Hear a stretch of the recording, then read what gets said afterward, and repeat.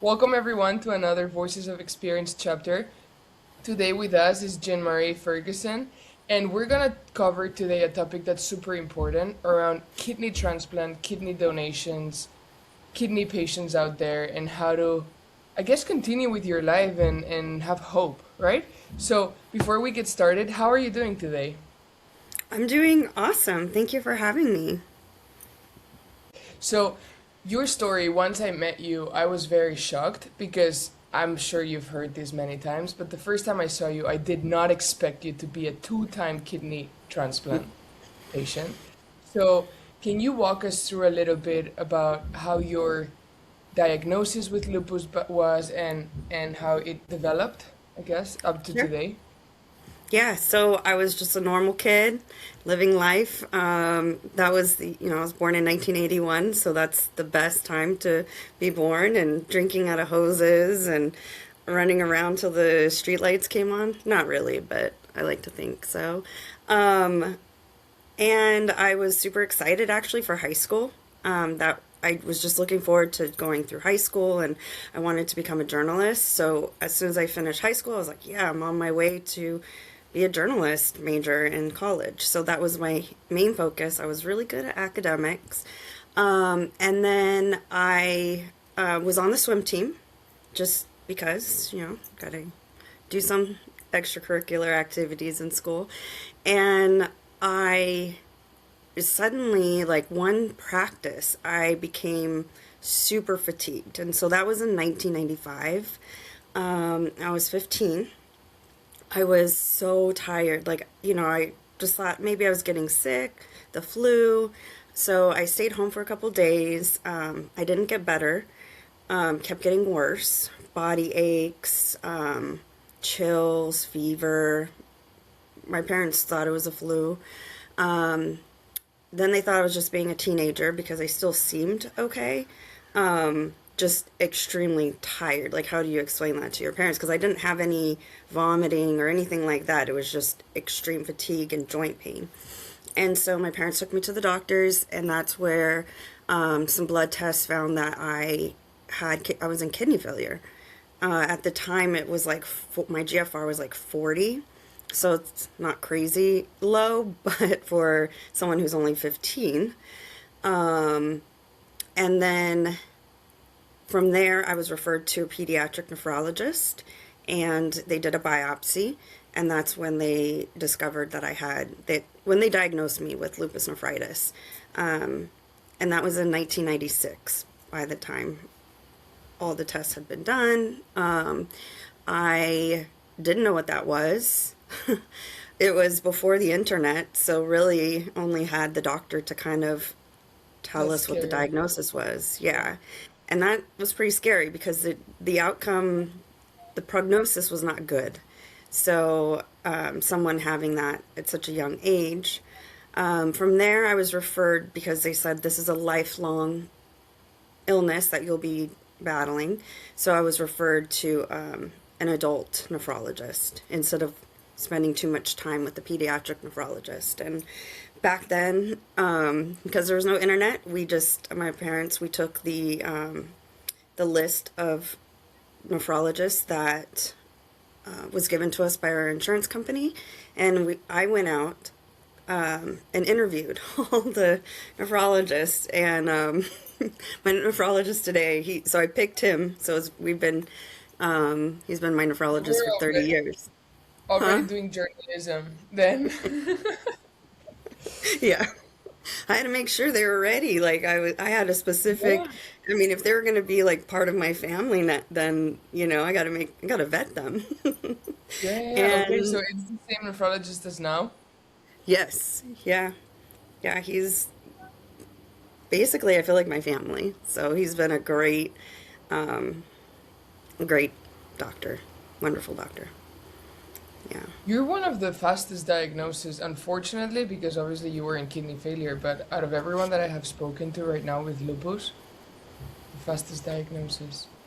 Before we Yeah. dive deeper into the whole kidney failure transplant, I always like to ask one thing to everyone that joins Voices of Experience.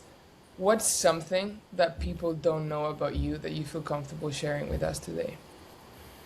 That only like the closest people to you know. I have a dark sense of humor. I Okay. think that's really Can you it. give us an example? I'm pretty much an open book. Besides, I tried to save my dark humor. I can openly talk about death and dying and bones and organs, no problem. Like that, huh? Okay. Yeah, but I feel like So, that's anyone with chronic illness. That's I there. mean, it's the only way to get to like deal with it and not destroy you, know, mentally. Yeah. For support, you were saying that you had no internet, so you interviewed people. Other than your doctor, who was a support for you going through this journey? My parents, even my friends at the time in high school, like it was a lot for them. Um, so I felt very isolated and I didn't talk about it a lot. I mean, people knew because I would have to leave class early or I would come back with fast food, after lunch because, or during lunch because I had a doctor's appointment. So I was off campus and I come back with outside food. Um, but it was very, very isolating. Because like I felt like I still had my drive to be a journalist, but inside I was very tired. Things were a little bit more harder for me. Like I had to work a little bit more harder, study a little bit more because I'd started having brain fog. Yeah.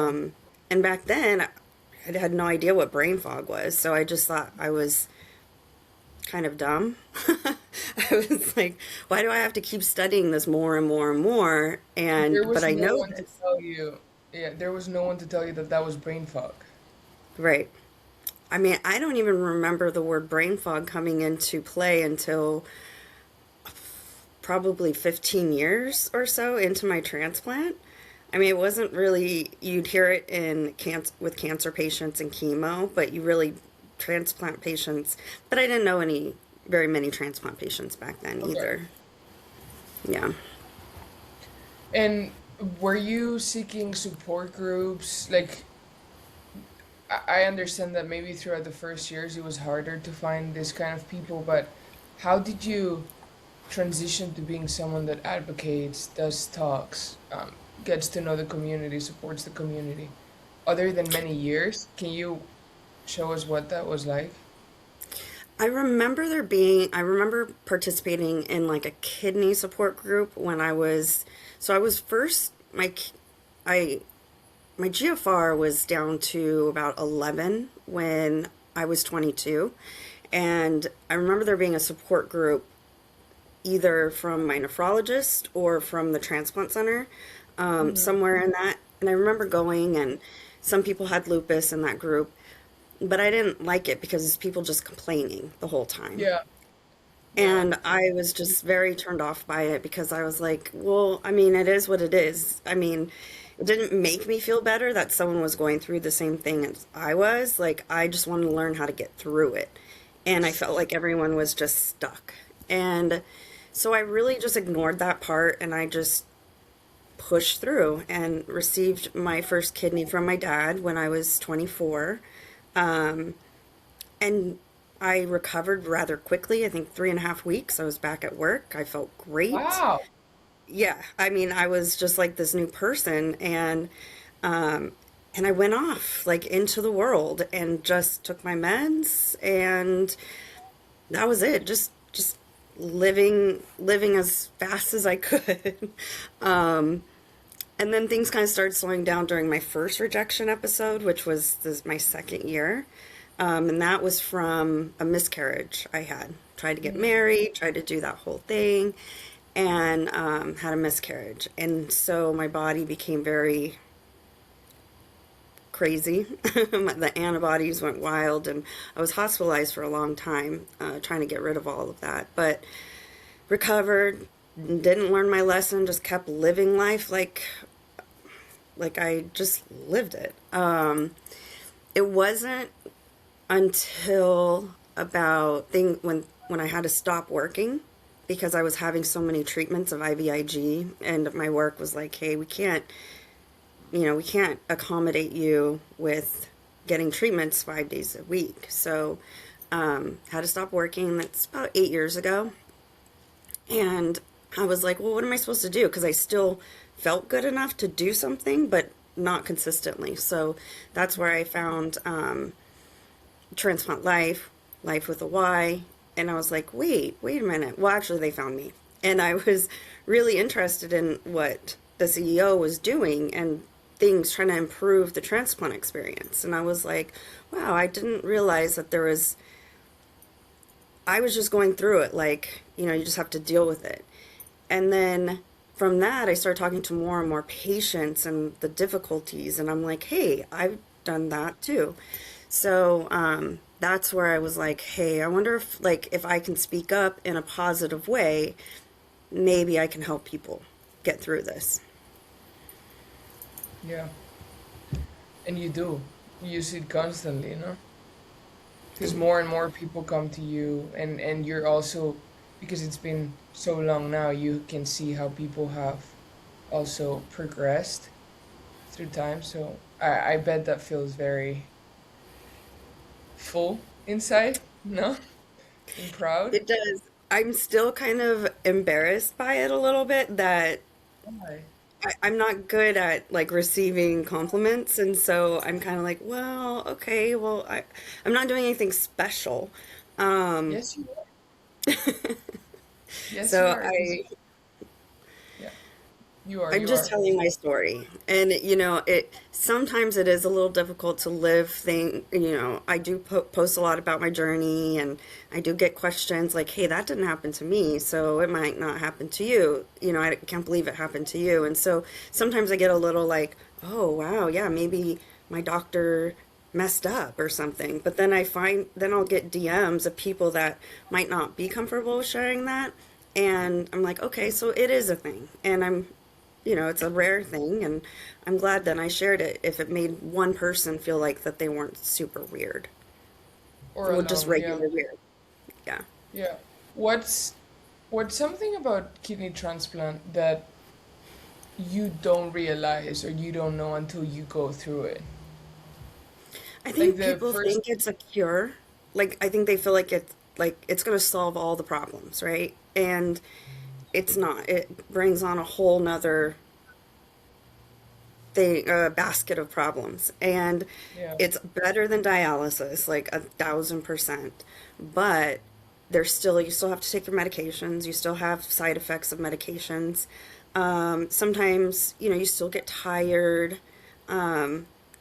I mean, I feel amazing, but my body, like for instance, I pushed myself last week, paid for it Hmm.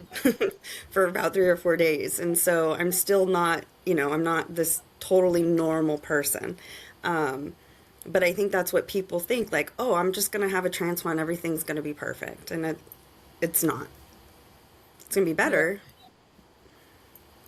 Yeah. And I remember you saying something about once you get a transplant, they forget about you more, as in like if you're a lupus patient, what is that about? Like how can we Well, do that better and especially what? especially the Yeah. rheumatologist, like there's nothing that they can do because mostly what they do would be what transplant would do. So you don't have that real strong support anymore from rheumatology. Um, the only medications that they could prescribe are the anti-rejection medications. So it's pretty rare that somebody has major flares after they have a kidney transplant, which is good. I don't actually know the statistics, but things have been very, very quiet after. So they still keep up on my labs, but it's all my transplant team still keeps track of that, and so does Okay. my nephrologist. So I very rarely see the support of the rheumatologist. But But it, also, what I meant by that is like if you don't speak up, then they just assume everything's okay. And so you yeah. have to find this,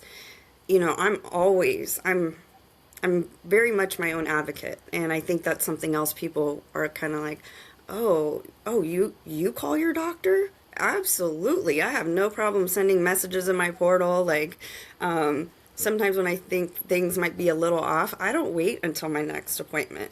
I call and say, hey, can I go get labs now? Usually everything's fine, but I think that doctors appreciate that. I'm the only one who knows about what I'm going through. And so I Absolutely, think, you're the only one for your body. Yeah. yeah. And there's been times over the last few years, like I remember I kept saying like something's wrong, and my transplant team was like, but we did labs, everything's fine. I was like, nope, something's wrong, I know it. And they're like, well, what are your symptoms? And they're like, it just sounds like, but your labs aren't showing anything. And I kept pushing, kept pushing, kept pushing. And finally, I just cried. Like I went into like my transplant surgeon's office, and I think I was probably about 6 years out. So transplant doesn't really see you after that. But I went in there. I was like, something's wrong. I know it. And I was like, can we please do a biopsy? And he's like, well, there's really no reason to. Like, nothing's in your labs. And I was like, please, I'm crying. He's like, all right, fine, do a biopsy. Sure enough, I was in acute cellular rejection. It just wasn't showing up on my labs. And I mean, if I would have probably just died if we didn't find that out. And How did it not show in your labs? I think because my body was feeling it first before it would show up on the labs. And I feel like that's pretty common with a lot of, especially chronic illness. I don't remember if it was like a lupus episode, or like if it was something with that. I just remember them treating me for literally everything, trying to stop the rejection. And it did. I mean, I was in the hospital for a while, but so, I remember them looking at me, like the whole team, they were like, how did you know? It's like, I have zero idea. Like, I just felt something off in my body. I couldn't tell you an exact symptom. It wasn't like an extra fatigue. It was just like, just something was off. Wow. Yeah, keep advocating, people. If you're watching this, please. I mean, but we can tell that you've been an advocate, because for me, the fact that you went and interviewed your doctors is just magical. Good job. I think What more what people was it? should do that. There's one thing very specifically that I think is the most important in finding a good doctor. And a good doctor is willing to ask for help from another physician when he doesn't know the answer or know what to do. And there's a lot of physicians out there that just think like they're the only ones who are right.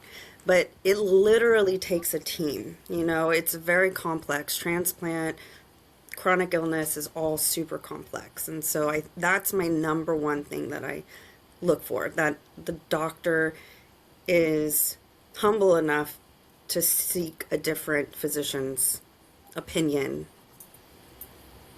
How do you advise that on patients though? Because some of the patients I've been talking to, they live in areas where there aren't many rheumatologists. So it's not really like they can go around until they connect with one of the doctors. So what's an in-between point from what you're saying to what they're experiencing? I say use AI and learn as much as you can so that you can go in to challenge. Not that AI is totally correct, right? But I feel like, especially when there's something super unknown, I mean, you can't read medical journals all day, but you can go in with pushing the buttons of your doctor and say, hey, can we figure this out? I've even gone as far as finding out about a new medication, and I was trying to get on this medication, but my insurance wouldn't cover it. So I found the physician, the researcher that developed it, and I emailed him about it, trying to see if he thought it would really really help me, and he said actually probably not. So I was like, okay, I'm gonna stop pushing that part of it. I think it's just learning as much as you can. Because if you ask your doctor a question and they really fight you on it, but it's also your life. So if you have to travel another hour or 2 hours to find somebody that is really there for you, that you connect with, I say that that's worth it. Because now we have telemedicine, so you don't always have to Yeah. go Yeah, into a clinic. you can do the labs next door and just get the, yeah. Yeah, Yeah. Makes sense. yeah. Makes sense. From the moment you were diagnosed to the moment they told you you needed the first transplant and the second transplant, which one was harder for you mentally and why? The second, for sure. The first The second one, transplant? yeah, yeah. Why? I think the first one, I was so young. I was in my 20s, and I was just kind of like, it is what it is, you know? It was just kind of this, like, I hadn't really lived life, like, enough to miss it. And I feel like this time around, I had a lot of things that I would really miss. Like, I will really Yeah. would really miss my nieces and nephews growing up. I really miss being interrogating my niece's boyfriends. I would miss out on tons of beach adventures or hiking or traveling, and so it's kind of like I didn't have that yet in my early 20s, and it wasn't until like I've lived this life go, "Oh, wait a minute." So as I was getting worse and worse and I was really running out of time really quickly, it was really hard. Like I really retreated in. I didn't tell a lot of people what I was going through. Where in my 20s, I didn't really care I mean, it was hard, but it was kind of like, I'll either live or die, whatever. So, but, so now it's much more, I feel like I had much more to lose. And I just was like, I'm just not done living yet. Yeah. Because what was the preparation process for it? So from the moment they tell you that you needed a second transplant, I'm assuming that the months following up to that, like coming up to that decision, you were in a lot of pain, you were not doing well, labs were bad. How did you have to prepare yourself to be ready for a transplant? Because I remember you mentioning also that there's a lot of preparation, your body needs to be stable, needs to be strong. What did what did that look like? So, a few things is like, when I was about 5 years in on my first transplant, I really realized that diet was a big factor in making sure that I stay healthy. So I went plant based. And then I carried that throughout until just a few, well, I continued to do it, but it really helped. So staying on top of like my diet, because there are times, even though I'm plant based, like I'll eat cake and all that, but it was really hard because I wanted more of that stuff. I wanted more sodas and things like that. So I was like, no, I have to stay on this diet because my heart has to stay healthy. I cannot have a lupus flare. I have to stay feeling as good as I possibly can. So there's so many uncontrollables. So I'm like, I'm going to make sure I control what I can. And that's still walking 3 miles a day. Even if it was slower, I would still get out and walk because I knew I had to keep up my strength for surgery. And mental health. I feel like, even though, like a lot of times when I was walking, especially the last 6 months before I received the transplant, it was really hard.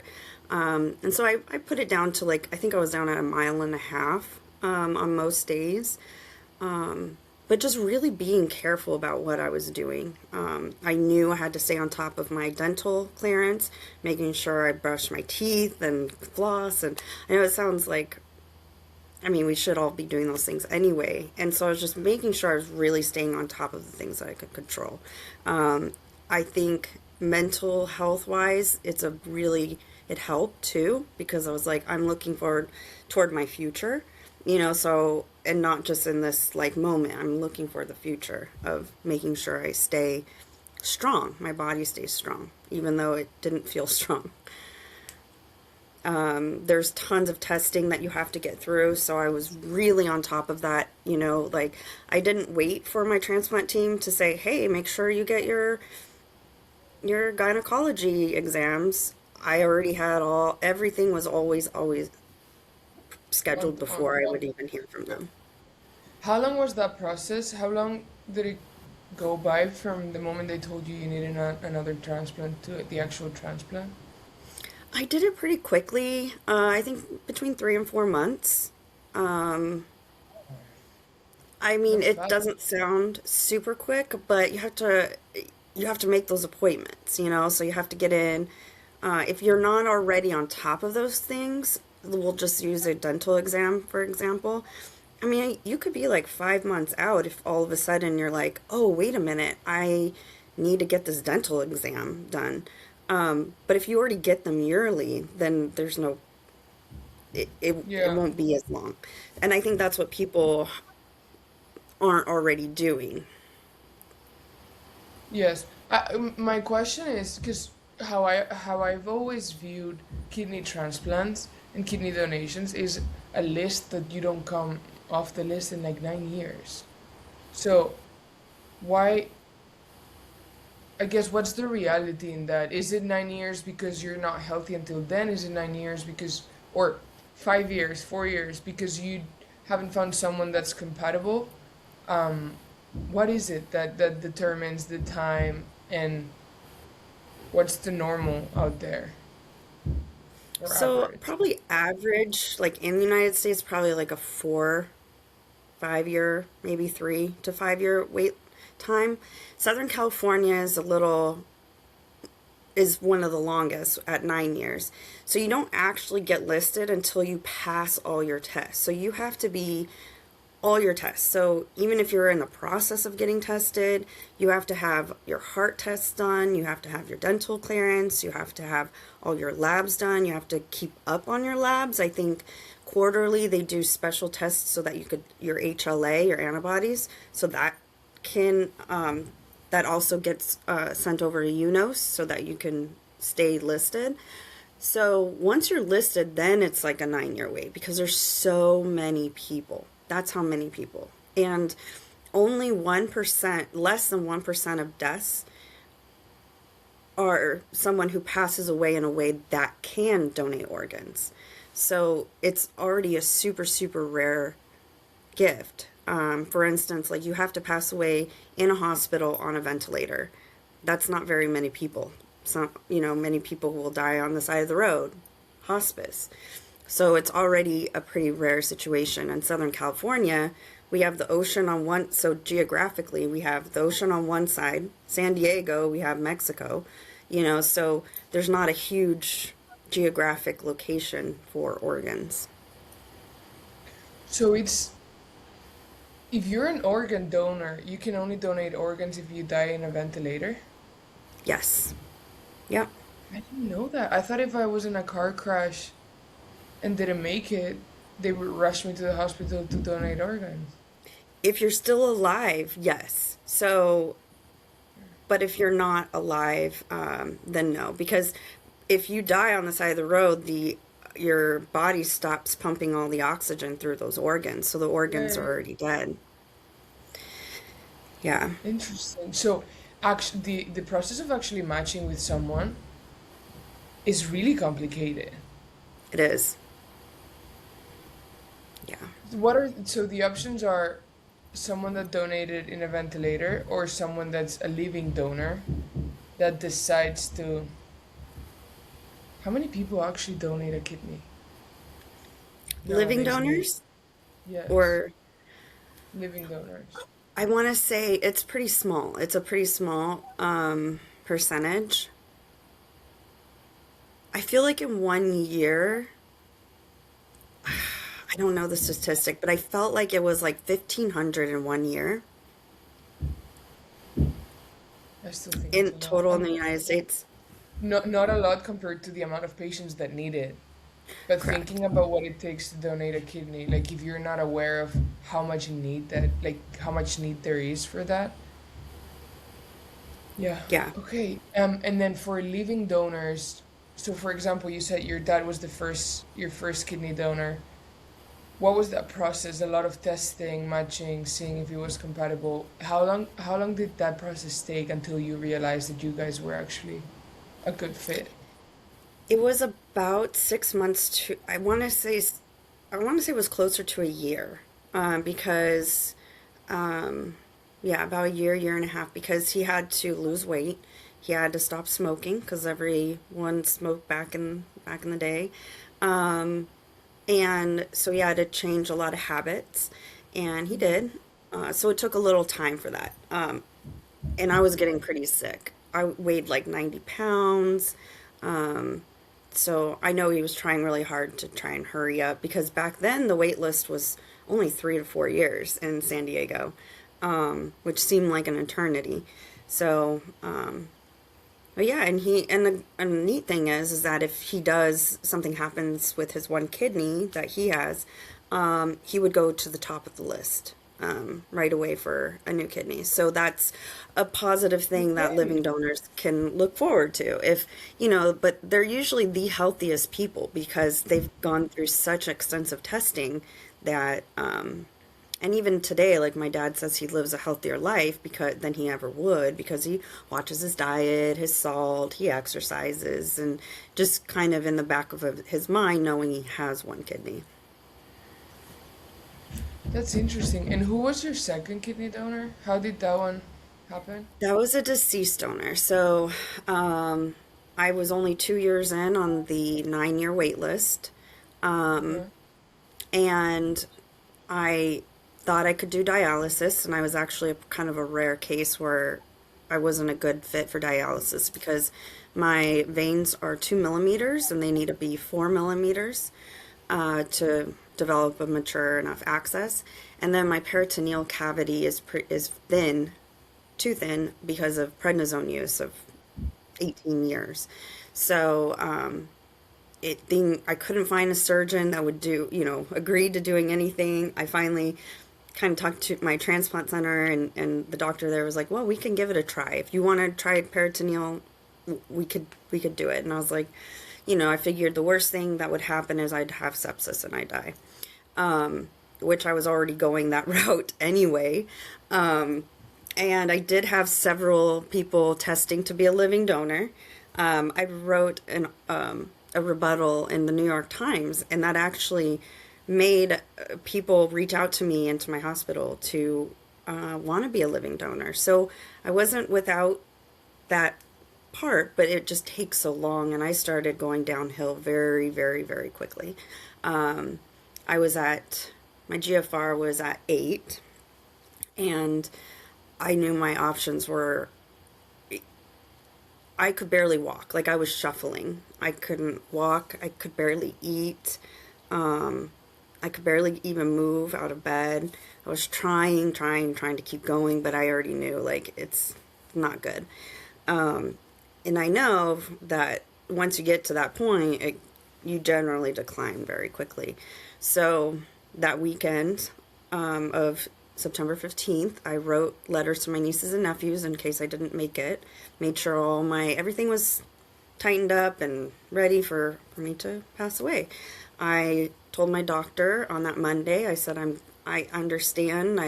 I came to terms with the comfort care and the hospice and all of that. Like, I'm good with it. Kind of, yeah. Next thing I know is September, and he kept saying like, oh, just don't lose hope. And I was like, I'm not, but I'm just being realistic. There has to be a point where you have to be realistic. And so September 19th, at 4 a.m., I received the call that there was a perfect match kidney, which was already kind of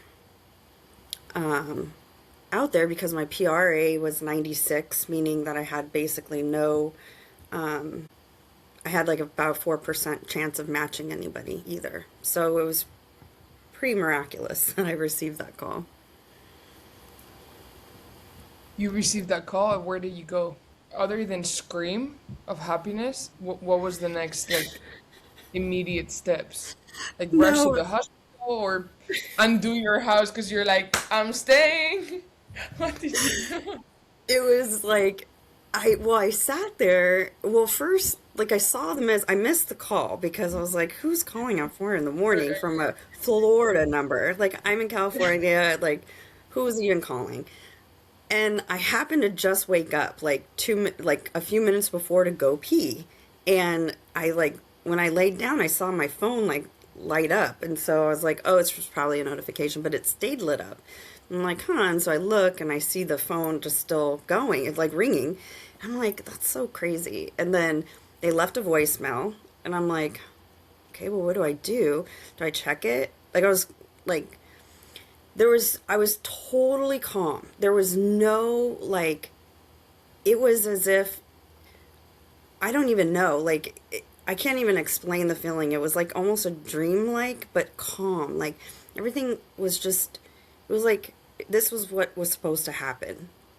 And so then I see a text message, and she's like, hi, this is Amber from Transplant. Can you call me back ASAP? And I'm like, well, who's Amber? You know, like, I don't know her from Transplant. And so then I listened to the voicemail, and it said the same thing. I'm like, well, what do I do? So I sat on the edge of the bed trying to decide what to do. Like, do I call this number? Is this a prank call? Like, so it took me probably a good 20 seconds. And I was like, I guess I'll just call her back. We'll see what happens. And I called her back, and she starts immediately saying, what time is the last time you ate? Are these your medications? Like, go, and I'm like, well, she has access to my chart, so must be a real person, you know, because not everyone knows that I'm on those medications. And she keeps going, and she's like, okay, she's like, Dr. Adamson says that there's this perfect kidney, and I'm like, who's Dr. Adamson? Which I didn't know him either from Transplant. And she's like, oh, they just hired him as a new transplant surgeon. And I was like, oh, okay, all right. And then she's like, there's a perfect match kidney from someone who's your age, you're perfectly healthy, blah, blah, blah. And I'm like, is this a joke? Like, are you seriously joking? And she's like, no. She's like, and I was like, but a perfect kidney? A perfect. And she's like, yeah, she goes, this is what we call a miracle. And then I was like, okay. And then she's like, well, let me call Dr. Adamson, let him know that you're good to go. And I said, okay. So she hung up. I called my dad, and I said, which he answered, which was weird too, that he was awake. And Man, I said, I have there's a goosebumps. kidney. Like big time. And so he's like, I said, there's a kidney. And he's like, what? Okay, I'm ready. I'm like, okay. And then since I hadn't heard back from the transplant, I called my sister who was in Texas, and so I knew she would be awake. And I said, hey, there's a kidney. And she's like, what? Okay, great. She's like, I think I'll be on my way. I'm like, okay. And so then transplant called back, and she had said the surgery scheduled for noon, and it was like, 4. And I was like, oh, I have plenty of time, plenty of time. But when she called back, she's like, oh, we need you to be here at 6. I'm like, 6? That's like so quick. So, and then I asked her, I was like, well, what do I do? Do I take a shower? she's like, she's like, anything you want, just And don't eat. you rushed to the hospital and got the transplant. Yeah. And I didn't even know until like I was like for sure until you're wheeled into transplant until the OR, because Yeah, they yeah, do all the tests for you, make sure you don't have COVID and anything, and so you get all that done. The doctor's still perfusing the kidney, making sure it's good. Um doing those last minute matching tests. And then I was all set. I was so calm. Like, there was nothing. I mean, even the chaplain came in. He goes, are you nervous or anything? I was like, I'm not. I'm like, I'm you going to take a felt nap. right. Yeah. Yes, And you so were so he, motivated. yeah. And then it didn't totally hit. So then so my nurse came in who got me all ready, and she goes, it's a go. And I was like, oh my God, okay. So they wheel me to the OR, and once I'm in the OR, I see the kidney sitting there, and it looks perfect. I'm like, is that a real kidney? Because the one I got from my dad didn't look like that. Um, this one looked like it was from like a textbook, Yeah. and then I see my name up on the board and everything, and then the nurse asked me, she goes, "Okay, what surgery are we doing today?"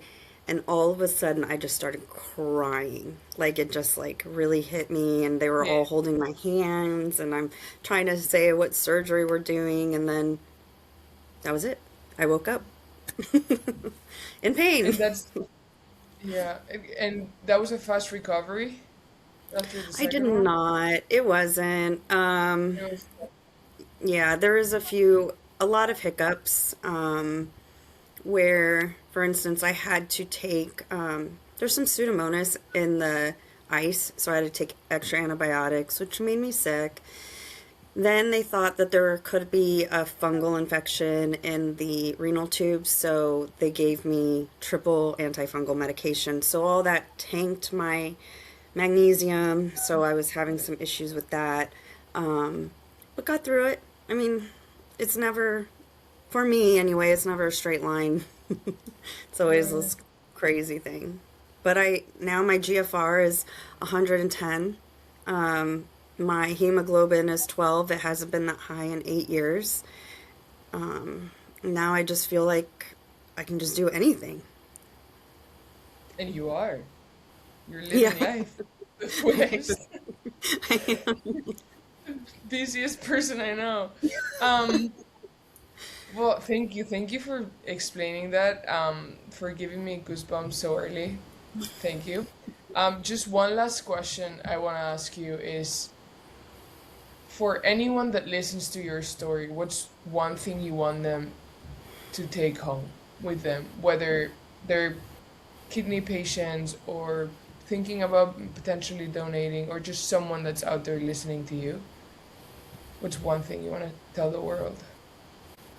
What is just feeling enjoying life every day, like the little things, like making sure that those are the things that inspire you, whether it's watching a hummingbird every day, in the morning and just feeling connected to nature, or just never losing those little special sparkle moments, because I think once those little special moments are gone, it's very easy to lose sight of why we live life.